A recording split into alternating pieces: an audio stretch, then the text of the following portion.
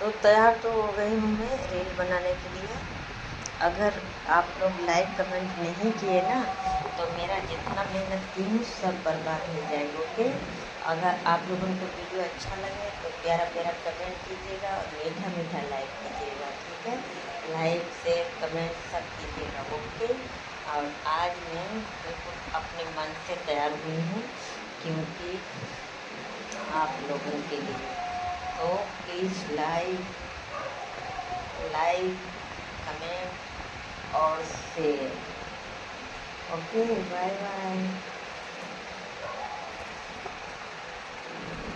कैसा लग रहा है?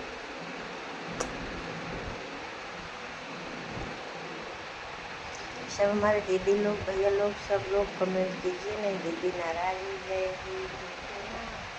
आज बहुत अच्छा लग रहा है, क्यूट एकदम मस्त। ठीक है, बाय बाय।